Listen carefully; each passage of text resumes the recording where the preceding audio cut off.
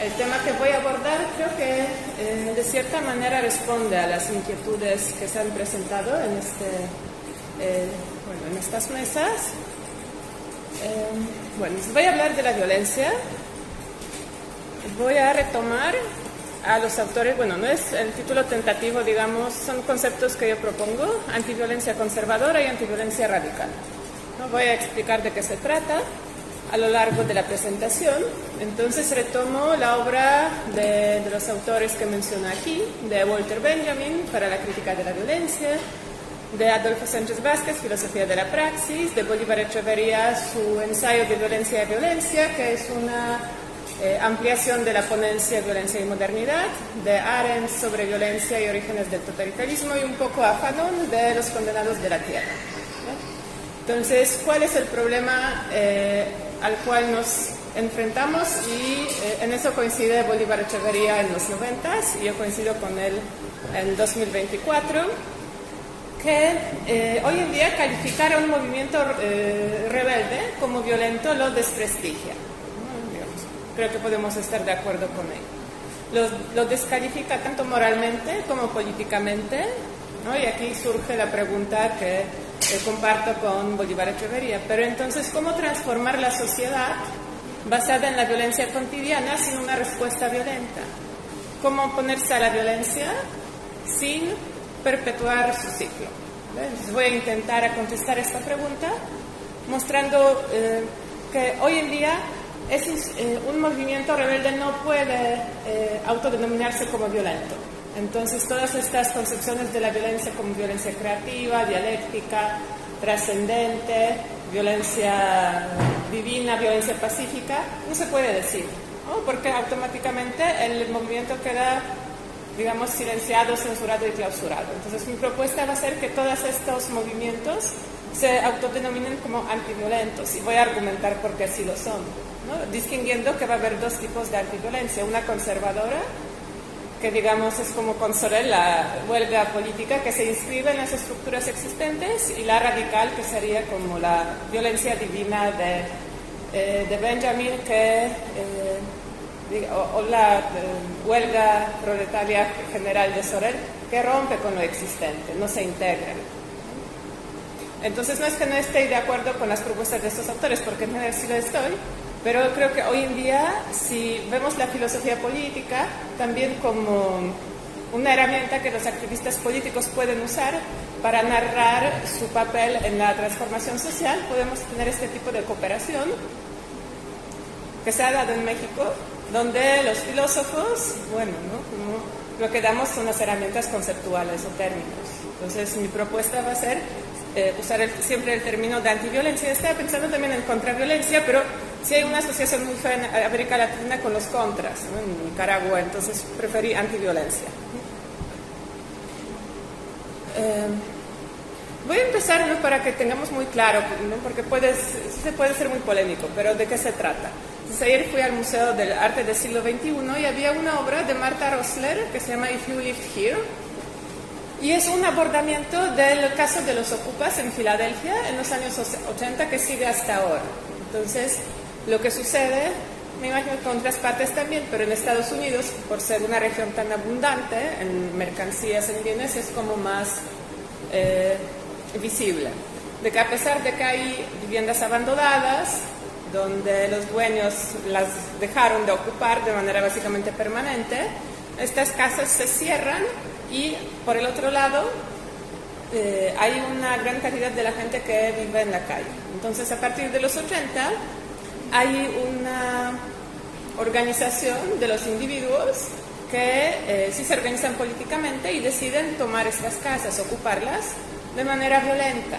Si hay una violencia, sí es de manera violenta, digamos, ¿no? Porque rompen los sellos, y lo que es más importante, rompen la relación de propiedad propia de nuestra sociedad, ¿no? Que no es un estado de cosas, sino es una relación de dominación que tiene su origen. Entonces, con este movimiento de ocupar la casa, ¿no?, realmente sí atentan gravemente contra el sagrado derecho de la propiedad. Pero no se pueden presentar como violentos, ¿no?, porque eso los desprestigiaría. Entonces quiero ver, no un ejemplo de lo que estoy tratando de clarificar, ¿no? Cómo entender este tipo de movimientos, que sí son violentos.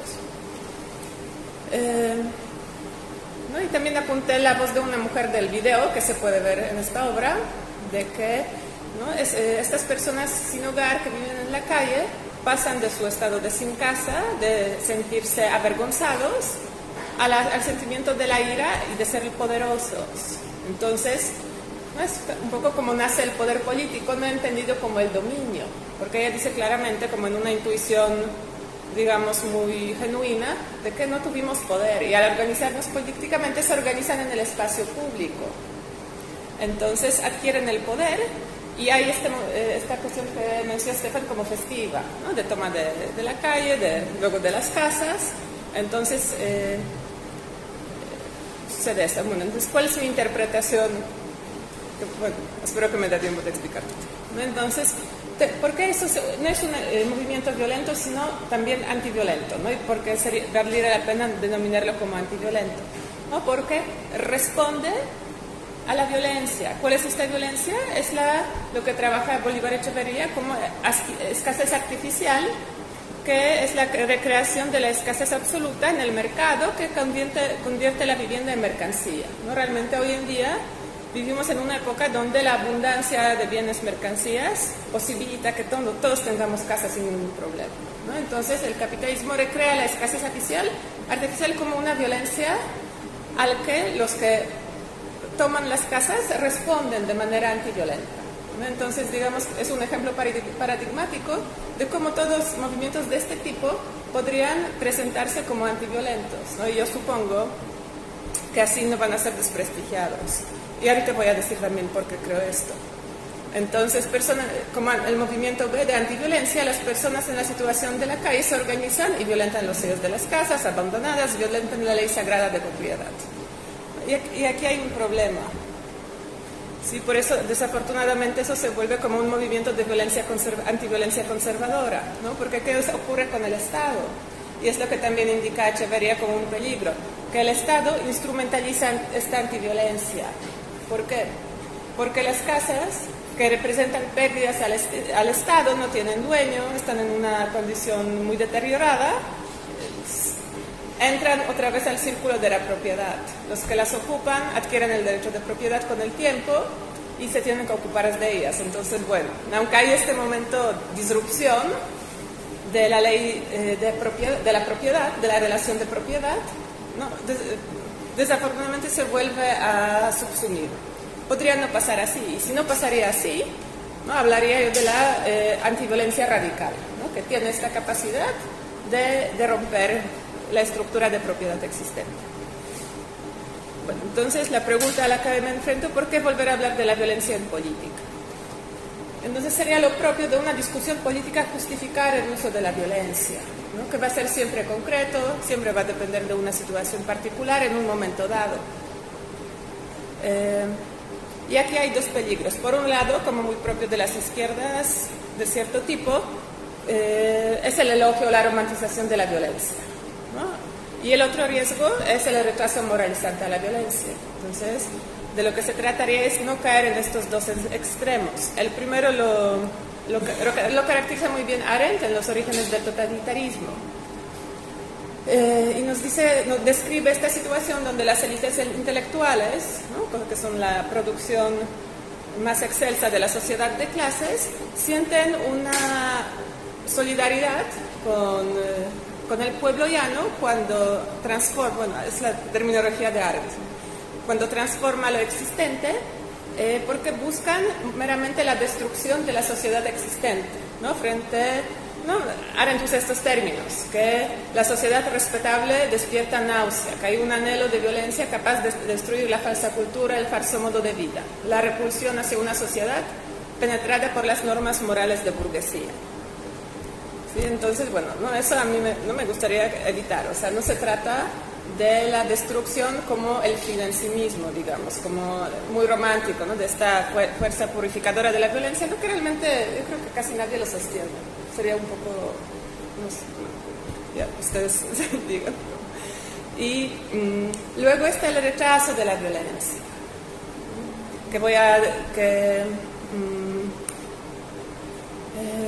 Bolívar dice, bueno, si la rechazamos, el riesgo es que se reproduzca la injusticia indefinidamente. Y aquí el dilema que nombra Echeverría. ¿Cómo violentar el curso de la historia y que la acción violenta no se desenvuelva en las vías de la violencia desesperada, un poco lo que planteé en el punto 1 con Arendt, puramente destructiva, guerrera o militarista, ¿no? Entonces, Bolívar dice, bueno, si hay este riesgo hay que evitarlo. Bueno, ¿no? En general, cuando hablamos de la violencia, la transformación, la respuesta muy típica es de la educación, ¿no? Cuando yo pregunto a mis estudiantes cómo transformar la sociedad, siempre contestan por medio de la educación, ¿no? Que obviamente es una evidente falsedad. No, y eso lo analiza muy bien Adolfo Sánchez Vázquez en la filosofía de la praxis, que es esto es una utopía. No el marxismo, no la izquierda, sino la utopía es creer que la sociedad se va a transformar por la educación. ¿Dónde? ¿Cuándo pasó eso? ¿No? Esta idea de que cambiando la manera de pensar se cambiarán las relaciones materiales. Bueno, no voy a entrar aquí a profundizar, pero no es para mostrar que en general este pensamiento utópico es el que rechaza la violencia y apuesta por la educación, partiendo de una antropología falsa, idealista. Bueno, entonces, el siguiente punto aquí es mi tesis, ¿no? Que si estamos de acuerdo con el uso de violencia es en algún sentido necesario para la transformación social, ¿bajo qué circunstancias se puede justificar? ¿Y qué tipo de violencia sería? ¿Cómo hablar de ella para que no esté descalificada como tabú? ¿No? Porque pareciera que hoy en día asumirse es como mostrar, ¿no? El tabú de incesto es el tabú de la violencia. Es algo que no se debe hablar ni tocar porque, no sé, es vergonzoso, incómodo, etc. ¿Y qué hago? O sea, retomo la obra de Arendt, ¿no? Que es como muy exagerada en su crítica a la violencia, no es como al propósito, separa totalmente el poder de la violencia. Y aún así, incluso ella dice que la violencia se puede justificar en un solo caso, cuando es la defensa propia y cuando el fin que justifica esta violencia es inmediato, ¿no? Entonces toma la autora que es, digamos, más crítica de la violencia y creo que todos podemos estar de acuerdo, ¿no? No sé si alguien podría negar que no se puede usar la violencia para defendernos, siempre y cuando el fin está muy cercano en el tiempo. Entonces, si aceptamos esta exigencia, entonces toda violencia realmente tiene que ser una antiviolencia, ¿no? Tiene que presentarse y defenderse como la antiviolencia, y creo que aquí, bueno, si todo esto, mi argumentación es correcta, tenemos una base sólida de defender un movimiento violento, ¿no? Y ahorita no se trata tampoco de matar, ¿no? Ahorita voy a llegar ahí. Entonces, propongo una definición tentativa de la violencia, aunque aquí menciono otras, pero no tengo de Echeverría, de Sánchez Vázquez, pero me parecen un poco idealistas, sobre todo la de Echeverría, por la cuestión de autonomía, de libertad, que no profundiza. Entonces, mi definición sería esta, que son, no siempre en política, no me interesa la esfera privada realmente, las acciones derivadas de la estructura institucional de una sociedad que impiden el florecimiento de la vida, una vida plena y satisfactoria. Eso sería una definición tentativa. Entonces, ¿qué va a ser la antiviolencia? La liberación de esa violencia. Entonces, siempre y cuando un acto responde a la violencia definida de esta manera, va a ser justificable, se podrá justificar. Bueno, ¿no? Entonces, como un diagnóstico de que la violencia realmente es el fundamento y como una cuestión cotidiana en nuestra sociedad, elegí una cita de Sánchez Vázquez, la voy a leer muy rápido, pero está aquí. No, para que veamos que realmente no es tan difícil justificar que muchos actos de antiviolencia lo son, frente a esta descripción del funcionamiento de nuestra sociedad. Que, bueno, cito a Sánchez Vázquez: en la sociedad basada en la explotación del hombre por el hombre, como es la sociedad capitalista actual, la violencia no solo se muestra en las formas directas y organizadas de una violencia real o posible, sino también se manifiesta de modo indirecto y aparentemente espontáneo como violencia vinculada con el carácter enajenante y explotador de las relaciones humanas. Tal es la violencia de la miseria, del hambre, de la prostitución, de la enfermedad, que no es la respuesta a otra violencia potencial o en acto, no es antiviolencia, sino la violencia misma como modo de vida porque así lo exige la propia esencia del régimen social. Esa violencia callada causa muchas más víctimas que la ruidosa violencia de los organismos coercitivos del Estado.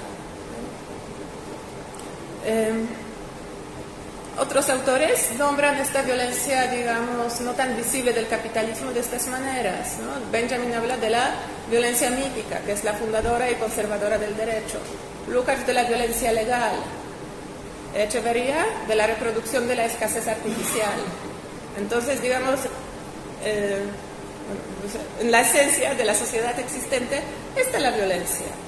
Entonces, primero hay que como nombrarla y desocultarla para poder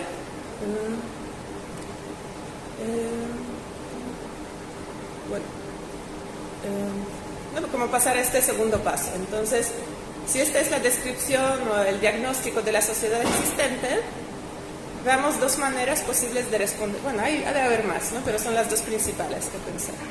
Entonces, es el riesgo de que la antiviolencia que quiera frenar, parar este estado de cosas se vuelva conservadora, ¿no? Y aquí Fanon con maestría, cuando describe al colonizado, dice que el colonizado sueña con tomar el lugar del colono, ¿no? Y tengo una cita muy sugerente, que la mirada que el colonizado lanza sobre la ciudad del colono es una mirada de lujuria, una mirada de deseo, sueños de posesión. Sentarse en la mesa del colono, acostarse en la cama del colono, si es posible con su mujer. Entonces eso sería meramente, las formas de la sociedad existente siguen igual y se cambia el contenido, ¿no? Los pobres se vuelven ricos, los ricos pobres, ¿no? Realmente es algo parecido a la huelga política de Sorel, ¿no? De que no se trata realmente de modificar la sociedad existente, es digamos, una cuestión de reformista, ¿no? Bueno, ni siquiera reformista, el cambio de lugares, como en el teatro, ¿no? Que los papeles siguen, pero cambian los actores. No, otra vez en el ejemplo que di en su momento, sí puede tener un potencial liberador, ¿no? Pero si se vuelve a integrar en el continuum de la historia, ¿no? Hay una cuestión un poco concreta, ¿no? Porque no se puede decir a la gente que tomó las casas, ¿no? Enfrentando su propio dolor y sufrimiento, de que realmente están conservando el status quo, ¿no? Porque a pesar de todo sí hay una respuesta al sufrimiento. Quiero rescatar eso, de que sí aunque se vuelva a integrar, sí es válido. No es lo mejor posible, pero sí es válido, porque sí se frena al menos el sufrimiento de unas personas muy concretas, ¿no? Que a mí ver este video me sirvió mucho, porque pues, el filósofo no le puede decir a esta gente de que, bueno, muy bien, pero vuelve a conservar el status quo.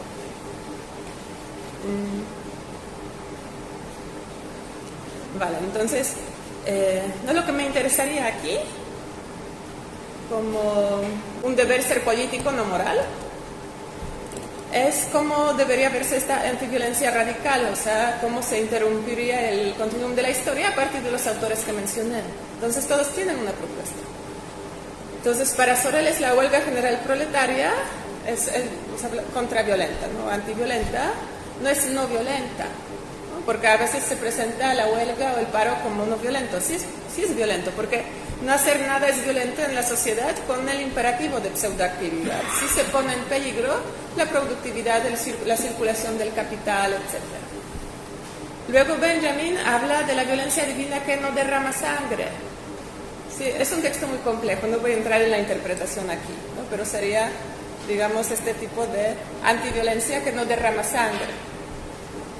Y luego Echeverría termina su texto con la violencia pacífica, ¿no? Que realmente no renuncia a destruir el aparato y los usos y los usos y costumbres que reproducen la subsumión capitalista. Entonces, ¿cuál es la idea, ¿no? Como en el ejemplo con el que empezamos, no se trata de eliminar los actores o destruir los actores, sino de, a través de este tipo de antiviolencia radical, destruir, no realmente son las relaciones de propiedad existentes, que están en la base o en el meollo de la apropiación originaria, el despojo, el sufrimiento, etc. Entonces, Esa sería la propuesta. Creo que tengo un minuto más, entonces todavía quiero abordar esta cuestión de si se defiende mi propuesta de antiviolencia para violencia valorada positivamente como violencia dialéctica de trascendencia constructiva, creativa, de fabricación, ¿no? Porque dije que antiviolencia, cuando es justificable, siempre tiene que ser la respuesta a la violencia. Entonces,